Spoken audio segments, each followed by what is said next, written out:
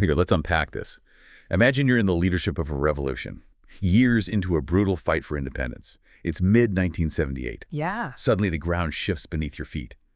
The enemy, previously contained, is now amassing an army of unprecedented scale, armed with modern weaponry, poised to launch an offensive designed to simply erase you from existence.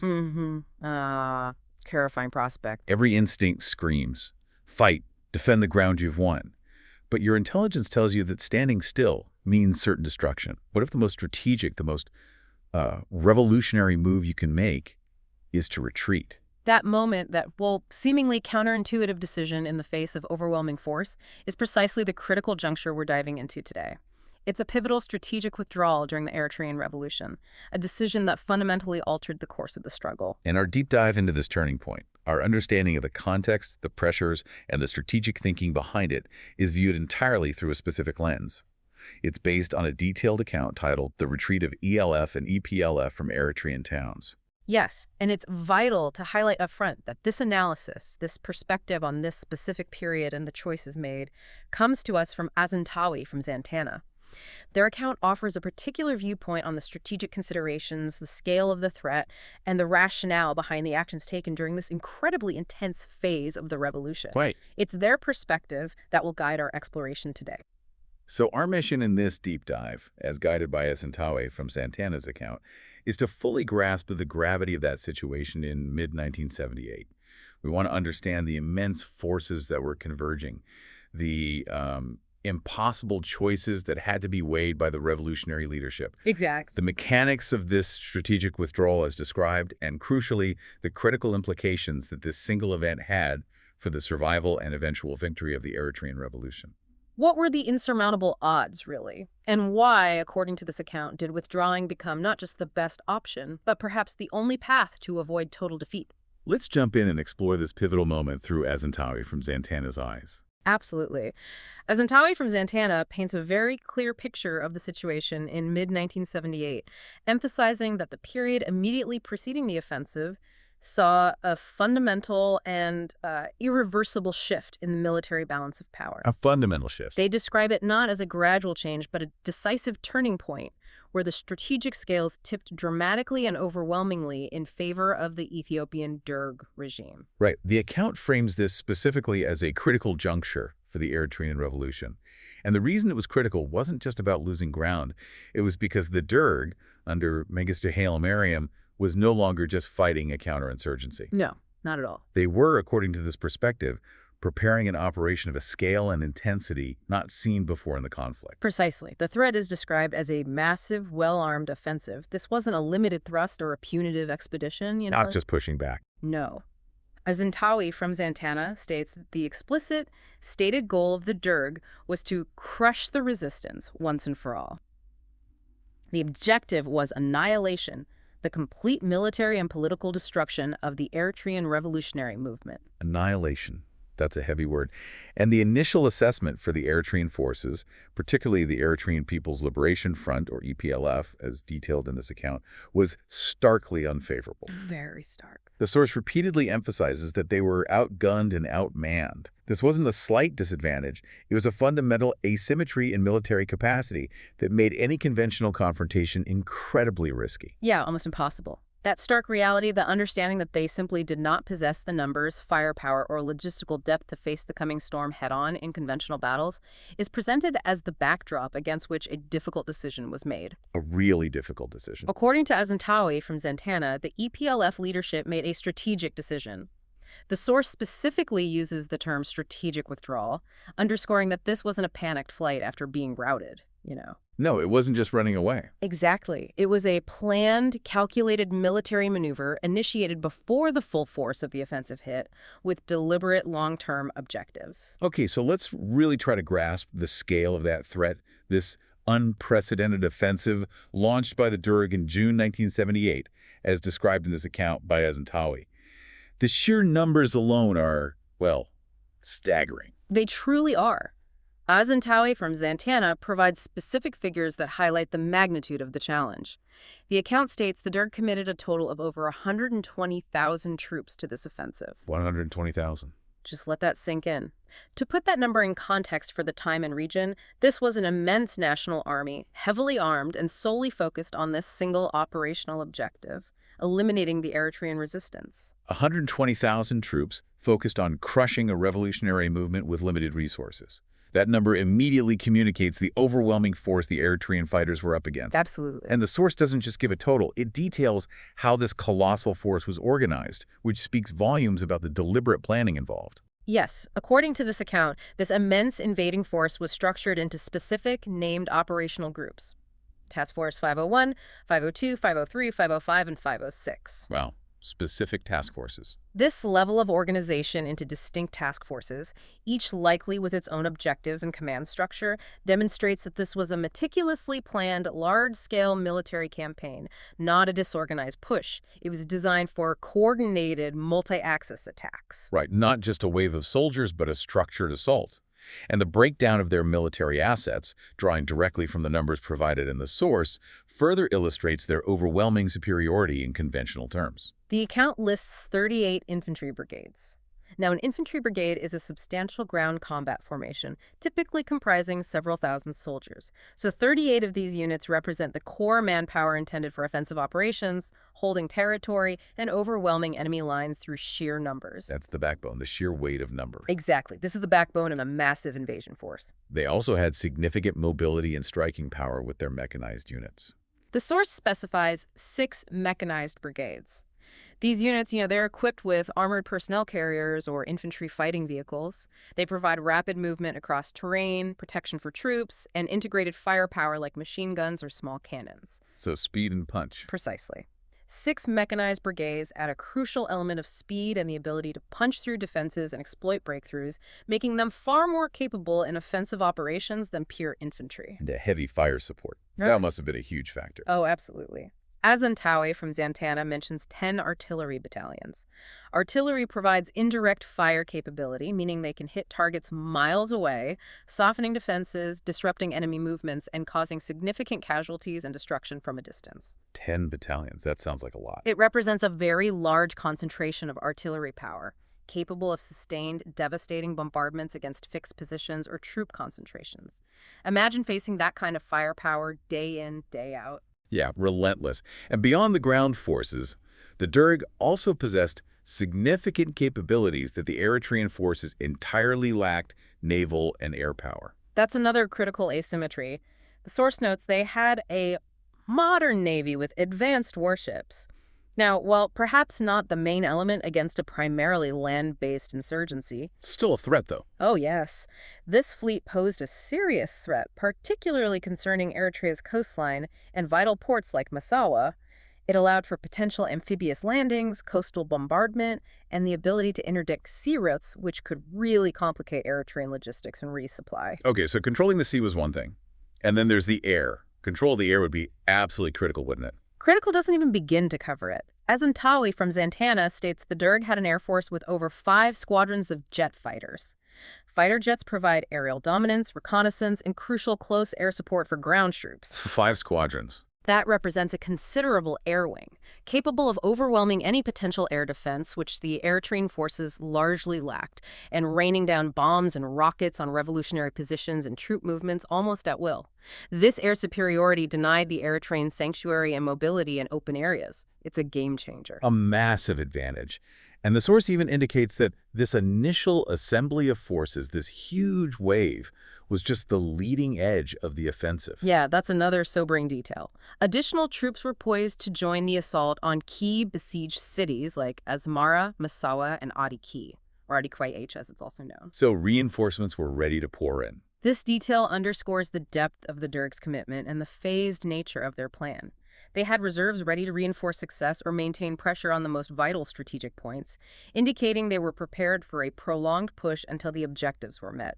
No quick end in sight. So with this immense military machine assembled and structured, the account makes the Derg's objective crystal clear: to deliver a decisive blow to the Eritrean revolution. The stakes were total. The survival of the movement was on the line. In stark contrast to that overwhelming display of force, the situation for the Eritrean forces, as presented by Azentawi from Zatana, was profoundly different and significantly constrained. Right. The EPLF forces, according to this account, were spread thin across multiple fronts. Unlike the Derg's ability to concentrate over 120,000 troops for a single major offensive, A luxury they absolutely did not have. the EPLF's comparatively limited numbers had to be dispersed to maintain pressure on existing fronts and defend territory already under their control. How challenging this dispersal was against the incoming tide. The EPLF could only field 8 infantry brigades in total. 8 brigades. Compare that to the Derg's 38 infantry brigades plus 6 mechanized ones. It's a huge disparity. That's less than a quarter of the Derg's infantry power, spread out over a wide operational area. Exactly. And in terms of heavy firepower, the EPLF had just 1 heavy weapons brigade. 1. This severely limited their capacity for sustained artillery duels or counter-battery fire. Against the Derg's 10 artillery battalions and numerous mechanized units, they were just massively outgunned in that department. The total number of combat troops for the EPLF mentioned in the source is just over 15,000. 15,000, facing over 120,000 plus advanced air and naval power. The ratio is staggering. It's roughly a 1-to-8 ratio in terms of sheer manpower on the ground, even before you factor in the qualitative difference in equipment, mobility, and that critical air support. And what about the other major group, the ELF? The source also notes that the Eritrean Liberation Front, ELF, had comparable manpower to the EPLF. So while the combined revolutionary forces were significant in their own right and had achieved major successes previously, They were still drastically outnumbered by the sheer scale of the Derg's planned assault. drastically, the math just wasn't in their favor for this kind of fight. This account also provides a snapshot of the geographical positions of the Eritrean forces in mid-1978, painting a picture of their dispersed state. Where were they positioned? Yes, it describes EPLF forces maintaining siege lines around Asmara, positioned to the north, west, east, and south. So, surrounding the capital. Right.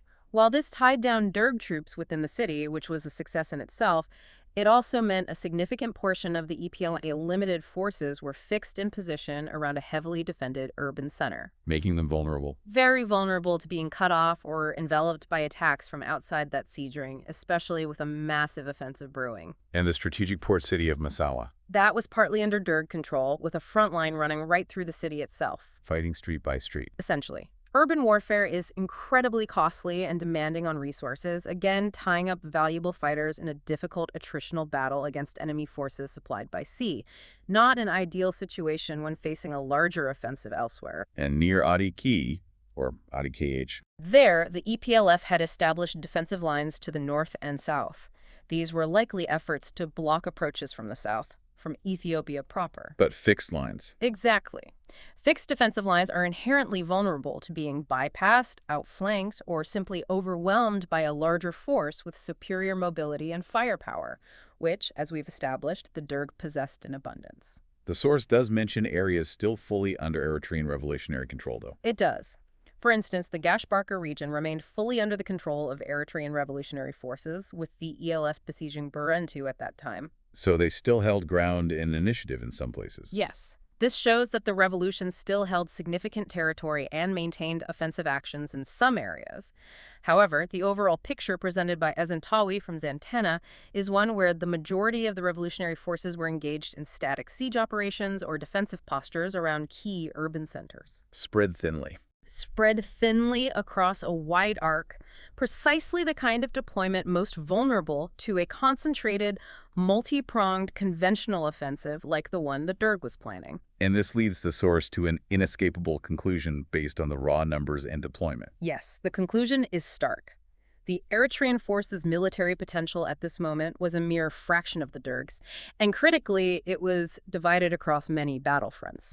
Therefore, as Azentawi from Zatana states unequivocally, a conventional confrontation appeared impossible. Trying to stand and fight toe-to-toe in their existing positions against the overwhelming numbers, firepower, and mobility of the incoming Derg offensive would not have been a heroic last stand. It would have been annihilation. It would have been a strategic catastrophe. The source later makes this point even more forcefully, describing such a direct engagement as suicidal. Suicidal. This realistic, albeit grim, assessment of the military balance is presented as the fundamental driver behind the difficult decision that followed. There really wasn't another viable option if survival was the goal. And the pressure wasn't just from the sheer numbers already assembled. The Derg strategy, as described by Azentawi from Zatana, involved opening entirely new axes of attack. That's right, deliberately designed to overwhelm and encircle the already spread thin Eritrean forces. They were determined to vanquish the Eritrean revolution in one fell swoop. This wasn't about gradual gains, it was about a knockout blow. So not just reinforcing existing fronts. No, this was about creating new lines of advance into previously revolutionary-controlled areas or threatening existing lines from unexpected directions. The source details these new routes designed to fracture the Eritrean defenses. Okay, let's trace those routes. One key new axis was from Gondar via Humera to Hajar or Hajar. Where is that aimed? This push targeted a western entry point into Eritrea, potentially threatening the Gash-Barka region, which we just mentioned was a revolutionary stronghold. Cutting into their base area. Or it could allow the Derg to outflank Eritrean positions further north along the Sudanese border, which was, a vital lifeline for supplies and external connections, so a very dangerous move. Okay, another major route mentioned is from Shire via Adidaro to Barentu. This axis aimed directly at Barentu, which, as we noted, was under EPLF siege at the time. This offensive thrust would serve two purposes: relieve the besieged Derg garrison there, and open up a major road deep into the Gash-Barka heartland, disrupting revolutionary control over a large, important agricultural region. Right, breaking the siege and pushing deeper. And a significant push was planned from Adwa towards the Central Highlands. Yes, from Adwa to Mareb and Adikwala via Rama to Gerhus Serne and Sorona. This is a more complex route targeting the southern and central highlands. What's the goal there? By pushing north from the Tigray region of Ethiopia, these forces could threaten the southern approaches to Asmara, cut supply lines running east-west, and potentially encircle Eritrean units holding positions in that area, or those positions south of Adike. So multiple thrusts hitting different strategic points simultaneously. Exactly. The strategic significance of these new fronts, as emphasized by Azentawi from Zatana, was their ability to attack from multiple directions, creating a multi-dimensional threat that the dispersed Eritrean forces would struggle immensely to counter effectively. And crucially, these new lines of attack weren't independent operations. The source explains how the Derg forces already in place within besieged cities like Asmara, Massawa, and Adiki were intended to mobilize. Right. Mobilize and coordinate their advances with these incoming columns. Like hammer and anvil. Precisely. This indicates a sophisticated, coordinated plan for a massive pincer movement or converging attacks from multiple vectors simultaneously. The goal was likely to prevent the Eritrean forces from shifting reserves to meet the new threats, trapping them between the existing garrisons pushing out and the advancing external forces pushing in. A nightmare scenario for any commander. Absolutely. And the immediate critical consequence of facing these simultaneous multi-pronged attacks from overwhelming numbers, combined with their existing stretched positions, was profound danger. The risk was encirclement. According to Azentawi from Zatana, the Eritrean revolutionary forces were facing the very real risk of being completely surrounded and overwhelmed. This was not a theoretical danger, it was an imminent possibility that could lead to the wholesale destruction of their fighting forces. This is the context for the decision. And it was precisely faced with this dire situation, as the account from Azentawi from Zatana makes clear, that the EPLF leadership came to what the source describes as a difficult but necessary decision. This was the moment the strategic withdrawal was decided upon.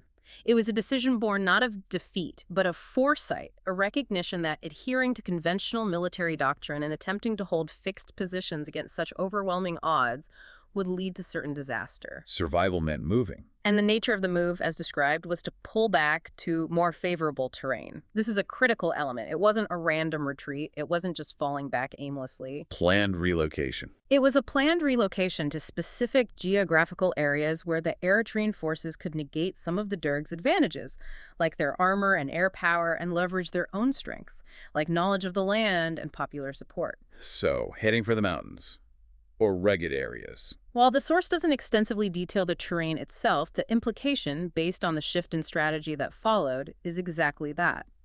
moving to areas where the Derg's mechanized units and air power would be less effective, likely mountainous or rugged rural areas, offering cover, concealment, and opportunities for ambush, places where tanks and jets are less decisive. And the immediate strategic goals of pulling back to this new terrain were explicitly defined in the source. This wasn't just about escaping. No, there were clear, immediate objectives. Azentawi from Zatana lists them. The new positions would allow the Eritrean forces to regroup, resupply, and wage a drawn-out guerrilla war against the Derg. A fundamental shift in strategy. Yes, a necessary pivot.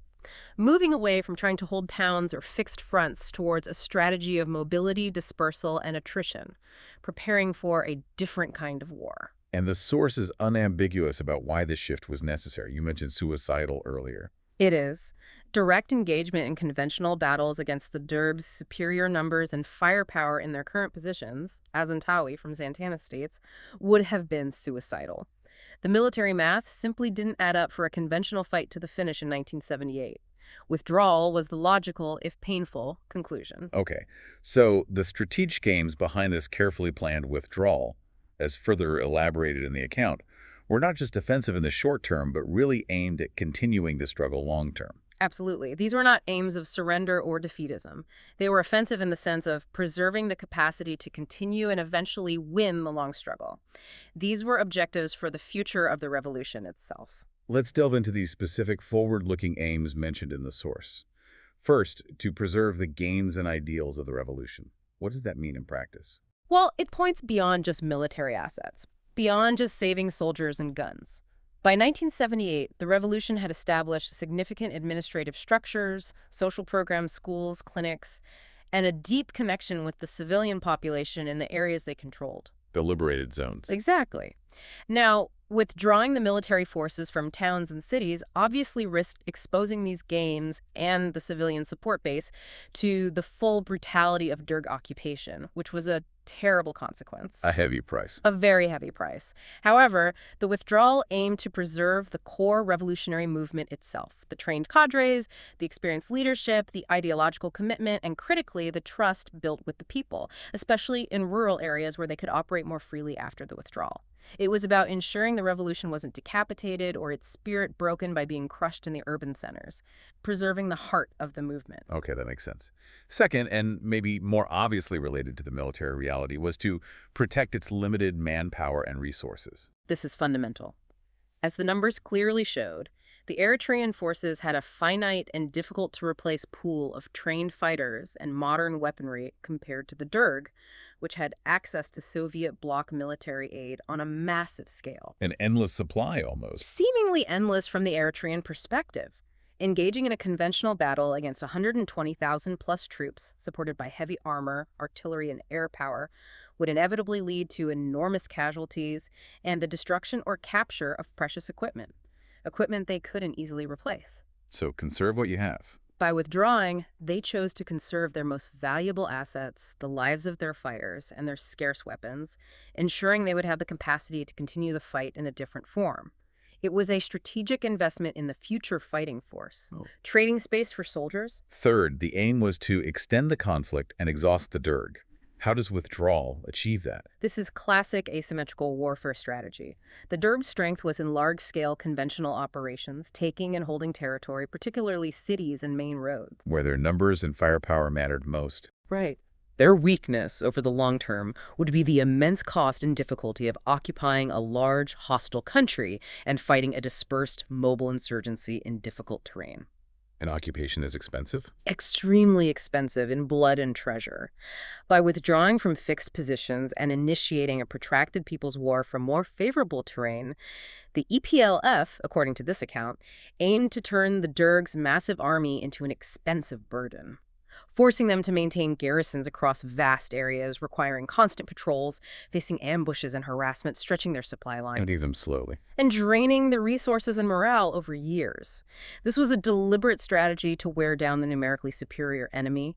It was a conscious decision to trade space for time and attrition, make their size a liability.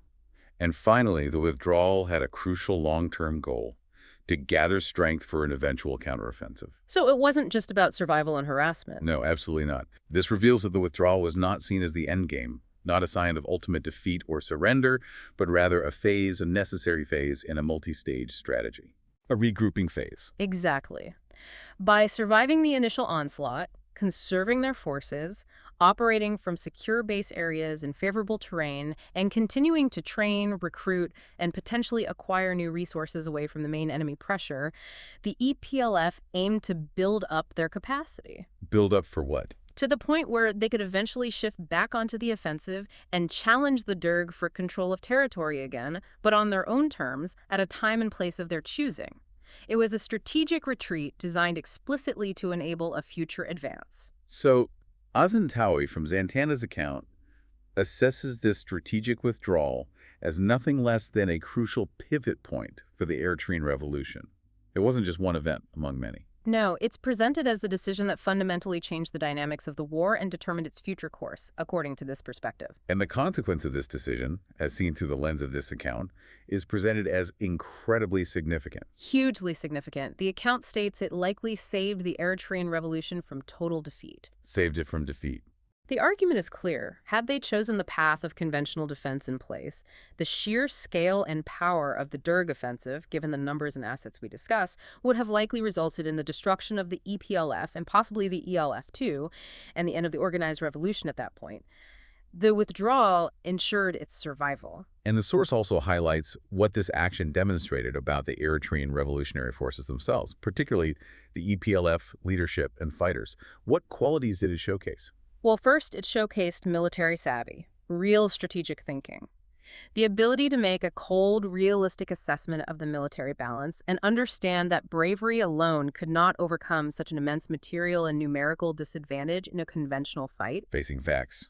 It required strategic realism to recognize the need for a different approach, even if that approach involved giving up hard-won ground. It also must have required incredible discipline. Remarkable discipline. Executing an orderly strategic withdrawal of thousands of troops, potentially under fire or the imminent threat of a massive advancing enemy, is an incredibly complex and risky maneuver. It can easily turn into a rout. Right. Panic is set in. Exactly. It requires high levels of command control, soldier discipline down to the individual level, and crucially, trust in the leadership's difficult decision.